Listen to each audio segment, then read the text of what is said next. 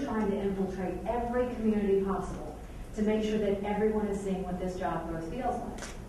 Now, in order to do that, I will still tell you that the hardest part of my job is Washington, D.C., because the more they push down, we're trying to get out of all of that, and they continue to push down more, but we are trying to get creative with that process. And one of the things that we did in getting creative was looking at welfare. We had a lot of negativity in the state with people saying, why am I paying for that person on welfare? Why aren't we doing more about it? Why can't we get them to go back to work?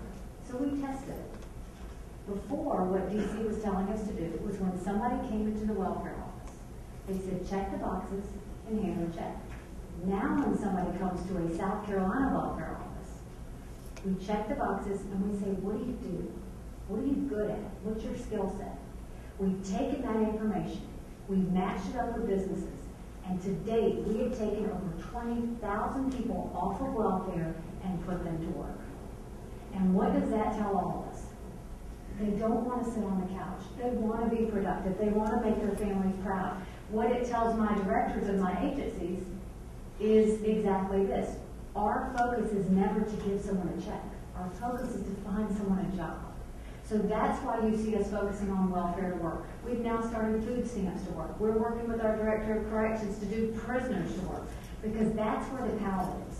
The jobs will allow people to do for themselves. We've got to make sure that we give them that benefit of doing that. We didn't hire one extra person to get those 20,000 people to work. All we did was change the mission of state government.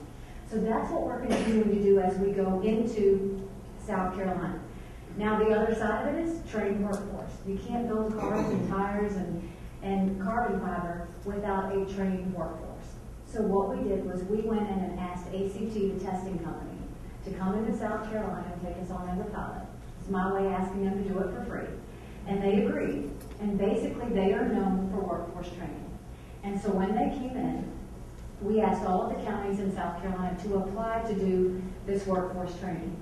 In order for a county to get nationally certified, work-ready certified, they have to accomplish a few things. They have to raise their graduation rates. They have to have a certain number of public-private partnerships. They have to have a certain percentage of soft skills, and then their workforce has to pass a certain number of certifications. Of all the counties that did this, the very first county to get nationally certified was Colleton County.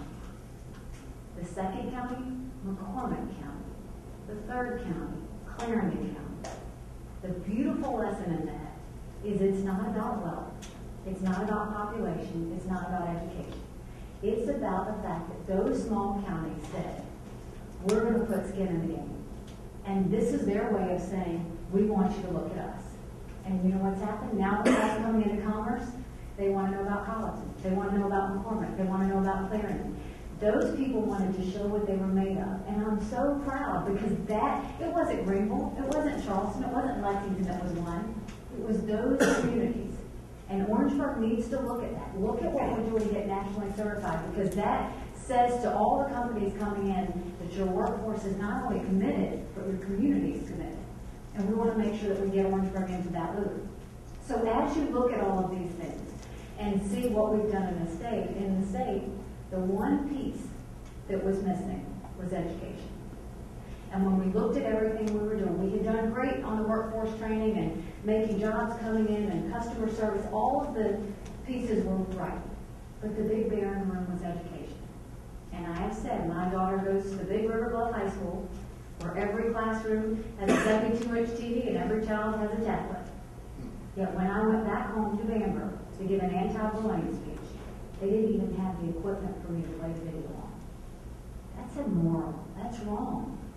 And so what we did was we said, we are going to spend a year talking about education in South Carolina. Why is it stuck? Why have we not moved forward?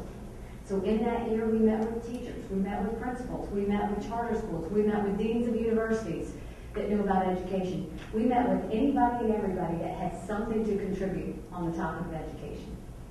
And what we came down to after a year was that we had to change the funding formula. Because in South Carolina, we educate children based on where they're born and raised. We don't educate children on the fact that they deserve a good education, and that's our future workforce.